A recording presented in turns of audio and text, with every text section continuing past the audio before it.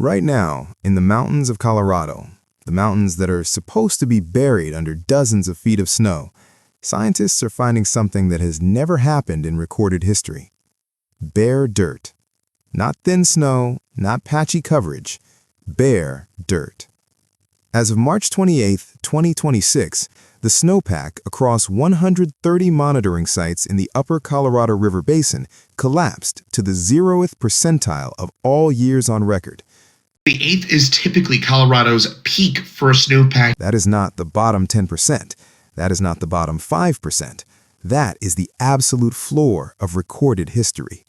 Every single year ever measured, going back decades, had more snow on the ground than this.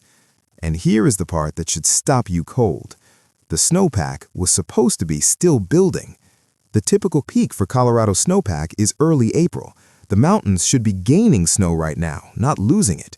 Instead, the 2026 snowpack already began melting weeks early, and what's already gone cannot be recovered. This is the story of what happens next, and what happens next will affect 40 million Americans, whether they know it or not. Let's start with the basic facts, because the basic facts are already catastrophic. Lake Powell, the second largest reservoir in the United States, sitting on the Utah-Arizona border, is currently 25% full. Lake Mead, the largest reservoir in the United States, fed by Lake Powell downstream, is sitting at approximately 34% full. The entire Colorado River system, every reservoir, every storage lake, every drop, is only about 36% full, and that number is going down.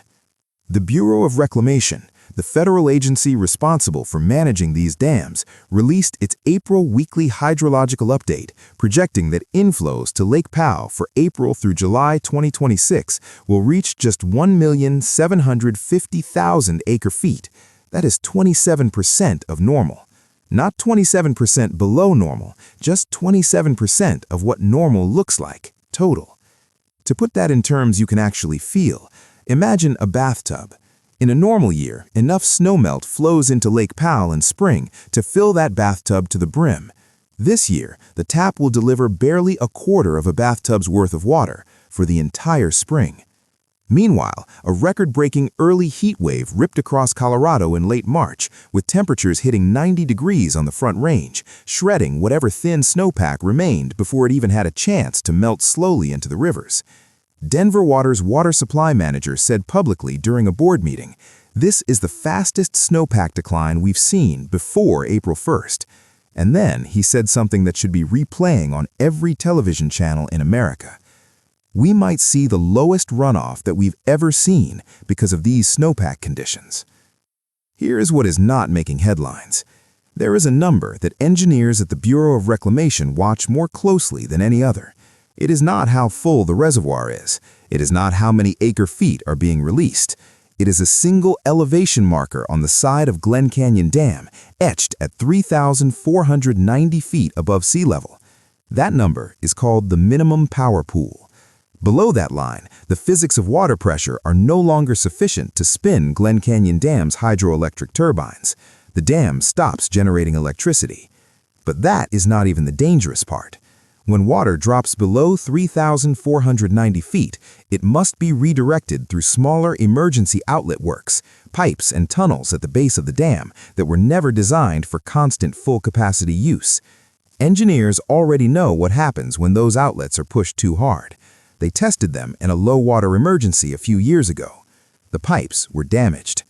And now, the Bureau of Reclamation's own February 2026 24-month study, its official projection document, states in black and white, using the most probable scenario, that Lake Powell could decline to exactly 3,490 feet, the minimum power pool, by December 2026. That is 8 months from now.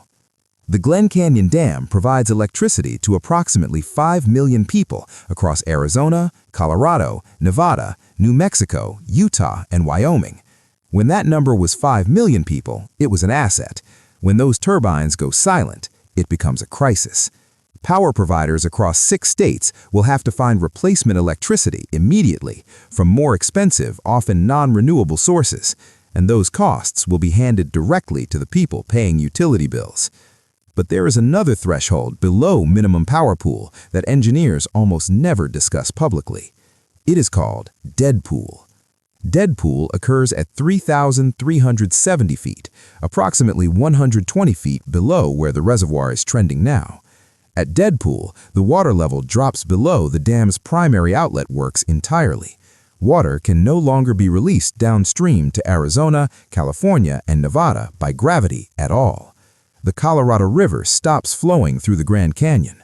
Roughly 25 million people who depend on that river for drinking water would face a water delivery emergency without modern engineering precedent in American history. The current reservoir sits about 159 feet above deadpool, and it is falling. To understand why this is happening, you need to go back to 1922. That is the year the 7 states that share the Colorado River sat down and divided it up: Colorado, Wyoming, Utah, New Mexico, Arizona, Nevada, and California. The number they agreed on, the total annual flow of the river that they would split between them, was 16.4 million acre-feet per year. There was just one problem. The years leading up to 1922 had been unusually wet. The actual long-term average flow of the Colorado River was closer to 13 to 14 million acre-feet per year. The states had divided up water that did not exist. For decades, that mathematical fiction was papered over by massive reservoirs, Lake Powell and Lake Mead, built to store the surplus from wet years and distribute it during dry ones. It worked for a while, but since 2000, the basin has been locked in what scientists now call aridification, not just a drought, but a permanent, climate-driven reduction in the river's total flow. Over the past 25 years, the river's annual flow has declined by approximately 20% from its long-term averages. Scientists project that trend will continue or accelerate. The savings account has been drained, and the overdraft notices are arriving. Here is where the compounding begins. The snowpack crisis is not just a reservoir problem. It is triggering a cascade of responses at every level of the water system simultaneously, and those responses are now colliding with each other. Denver Water, Colorado's largest water utility, serving 1.5 million people, has just done something it has not done since the drought years of 2002 to 2004. On April 8, 2026, the Denver Board of Water Commissioners approved temporary drought pricing. Starting in May, Denver residents will be charged premium surcharge rates on outdoor water use. The goal is a mandatory 20% reduction in total water demand, not a suggestion, but a required cut that will be enforced. Denver Water's own internal projections show that without these restrictions, its reservoir storage system would drop to just 57% of capacity by 2027. With restrictions aggressively enforced, they might keep it higher. Might. This is Denver, the source state, the city at the top of the watershed. If Denver is implementing mandatory cuts and drought surcharges, what does that tell you about the conditions downstream? It tells you this. As of April 6, 2026, Snowpack in the South Platte River Basin, one of Denver Water's 2 primary collection areas, is sitting at just 4% of normal, the worst on record. The Colorado River Basin collection area for Denver is at 46% of normal, the second worst ever recorded for that date. And at the same time all of this is happening at the local level, the 7 states sharing the Colorado River have failed to reach a post-2026 water sharing agreement. The current rules, the guidelines that govern who gets cut and by how much when the river runs low, expire at the end of 2026. A November 2025 federal deadline for a consensus agreement was missed. A February 14, 2026 fallback deadline was missed. The federal government has warned that without a deal, it will step in and impose water allocations by federal authority, a move that several states, particularly Arizona, have explicitly threatened to fight in court. The water lawyers are already mobilizing.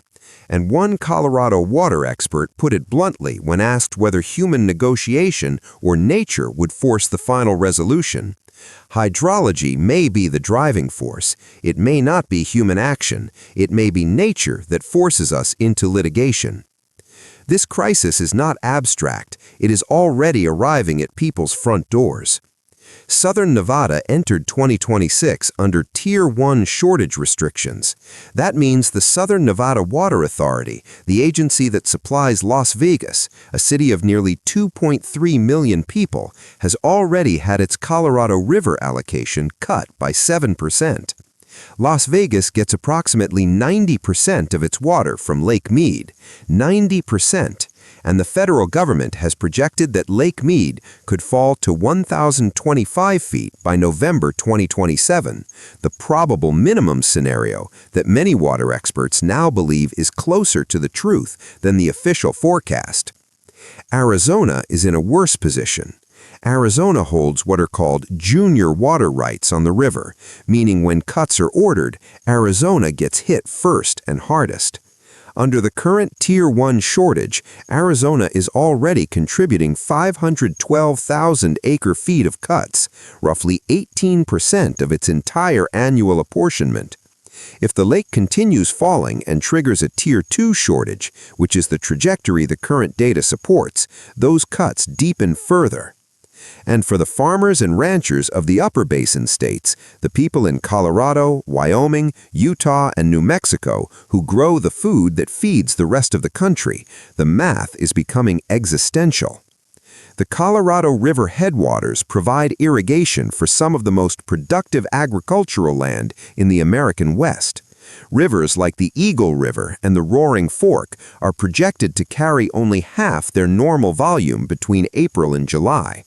That is not a bad growing season. That is a crisis for the farms and communities that depend on that water to survive. This spring, Denver water crews went out to measure the snowpack east of Keystone, Colorado, at 9,600 feet elevation, high mountain terrain that should be deeply buried in snow in late March. When they came back to take the measurement, the snow was gone, completely melted, weeks before it was supposed to peak. The mountains that feed this entire system are bare. There's a term that water engineers use when they talk about Glen Canyon Dam in the worst-case scenario.